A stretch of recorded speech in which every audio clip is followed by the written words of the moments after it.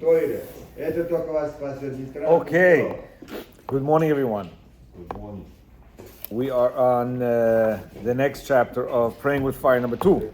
So it says like this: if the goal of the hardships is to bring us to turn to Hashem with higher levels of prayer, one can clearly see how Ishmael is the instrument by which we can achieve it. Yeah, he says, why do we have hardships? Why is it hard to make money, hard with the children, hard with this?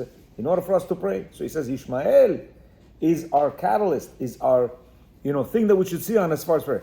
It is on the battleground of faith and with the weapon of prayer that he engages us and forces us to fight.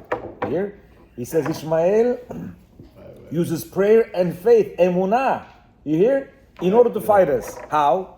He plunges us into a deeper darkness so that as in the times of our redemption from Egypt, we will literally be forced by our oppressors to turn to God and pray. He says he pushes us to the point, what they did to us in October 7th, what they pushes us to say, Hashem, please help us, please. If it's not for them, guess what? We're chilling. We'll still be fighting. Kaif. Fearsome and untamed as he is, radicalized Ishmael is not a pure villain to be dismissed as void of merit. He says we cannot say that he doesn't have merit. Yeah? He says his merit lies in his name, which derived from Ishmael, meaning Hashem will hear. Ishmael, Hashem will hear. So this Ishmael has merit. Yeah? He says his survival and resultant influence in Hashem's response to his prayer, and therefore he is an embodiment of the power of prayer. He says Ishmaelim are the embodiment of prayer, meaning they know or they use this prayer in order to go and get what they need from Hashem.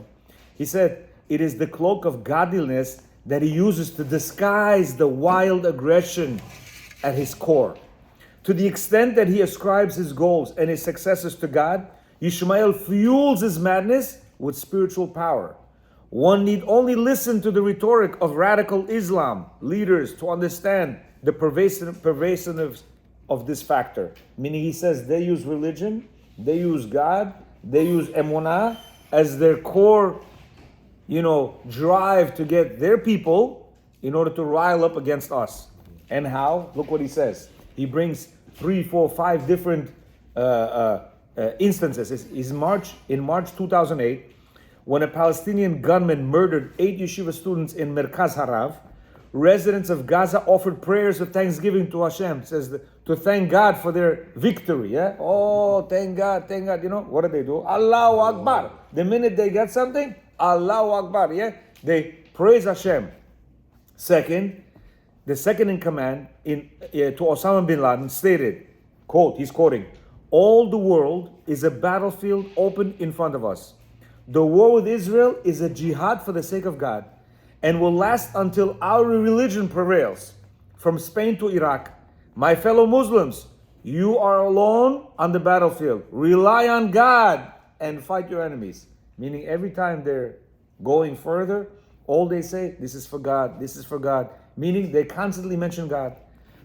Third one, he says the Palestinian Minister of Information during the Gaza offensive in 2006, look what he said. He said, it is a dangerous and unforeseeable situation. Israeli planes are equipped with such modern technology for killing. We believe only in God. You hear? He says, we are going against planes which have the most precision bombs and this and that. He goes, we don't care about that. Why? We believe in God. Meaning we're going full force. They have nothing. Yeah? Finally, the fourth statement, he says, Gaza Mufti Muhammad Sheikh said, it is the religious duty of every Palestinian man, woman, and child to carry out jihad against Israel. Al-Qaeda leaders were chosen by God to protect the Muslims from Israel. So he sees every time they're in the speech, they're saying what? God this, God that. So he says, wisdom dictates that when one's enemies enunciate clearly their plan and goals are, what their plan and goals are, one should pay close attention. This is especially true when they demonstrate the will and ability to carry out their plans. Ishmael's own words leave no doubt that his goal is to impose his rule upon the world, and that his plan is accomplished, meaning that his plan is to accomplish this goal forcibly, shedding as much blood as necessary. Furthermore, his suicidal and homicidal acts of aggression demonstrate his iron will to carry out his plan. We know clearly what they want. Hamas clearly says to destroy Israel. They all clearly know, we want to rule the world. They're not hiding anything. They're not saying, no, we want to come, vote in elections, we want to be, as part of the members of this party, that party. No. We're going to come and we're going to rule the whole world. They say it out loud. So he says, as far as Torah-abiding Jews are concerned, the most important element of his pronouncement, however, is his reliance on God to fight this battle, which gives us much hope because the real battlegrounds is not on any nation's land. He says, we're not fighting. He says, land, army, weapons, planes, bombs. He says, it is the faith in God. This is the hill, quote unquote, we have to conquer to win this war. And the only weapon capable of conquering is our tefillah and our underlying emunah. He says, tanks, armies, bombs, they don't win wars. Yes, in forms of ishtadlut, we need to have all that. Of course, we have to prepare the biggest, the most informative intelligence and the, big tanks and big bombs. But he says that's not what wins wars. That's not what wins wars.